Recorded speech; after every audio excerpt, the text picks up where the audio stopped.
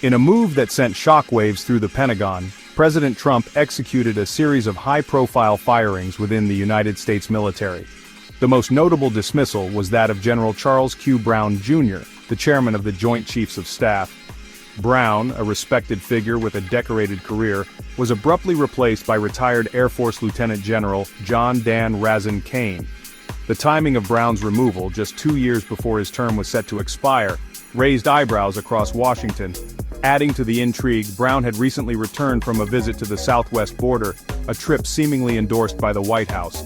However, President Trump, known for his unpredictable nature, appeared unswayed by Brown's service or recent mission.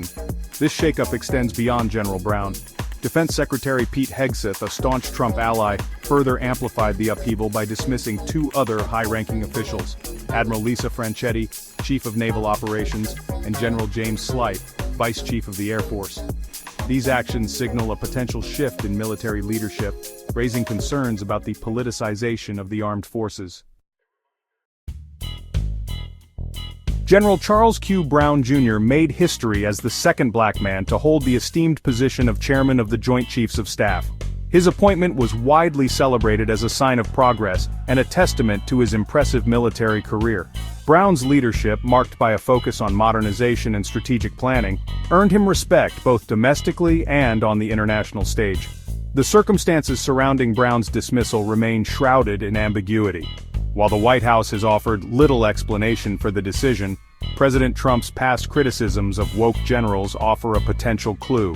Brown, known for his measured approach and commitment to inclusivity, may have clashed with the president's more hardline views.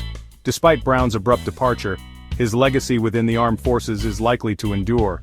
His efforts to modernize the military and address complex geopolitical challenges have left an undeniable mark. However, the manner of his removal raises questions about the stability and direction of the United States military under the Trump administration. Lieutenant General John Dan Razin Kane, President Trump's pick to replace General Brown, cuts a different figure from his predecessor. Kane, a retired Air Force officer, is perhaps best known for his time leading Special Operations Forces in Iraq. His reputation as a battlefield commander is undeniable, but his experience within the upper echelons of military leadership is limited. The selection of Kane has been met with a mixture of surprise and apprehension. Critics point to his lack of experience in strategic planning and his limited understanding of the complexities of international diplomacy. Furthermore, concerns have been raised about Kane's previous statements that some have interpreted as aligning with extremist views. President Trump, however, has defended his choice, citing Kane's unwavering strength and commitment to putting America first. The president has long admired Kane's battlefield prowess, even praising him publicly after a meeting in Iraq back in 2019. Whether Kane's experience translates to success in the role of Chairman of the Joint Chiefs of Staff remains to be seen. The recent firings have sent shockwaves through the Pentagon, leaving many within the military feeling uneasy about their futures. The dismissals, coupled with President Trump's ongoing criticisms of military leadership, suggest a growing rift between the White House and the armed forces.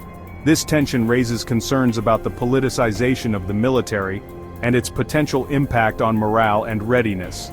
The legal implications of President Trump's actions are also being scrutinized. Bypassing the traditional process for appointing military leaders, Trump invoked a waiver for national interest to install Lieutenant General Kane. This move has been met with criticism from legal experts who argue that it undermines established norms and sets a dangerous precedent. As the dust settles from these dramatic events, the United States military finds itself at a crossroads. The direction set by President Trump and his new leadership team remains unclear.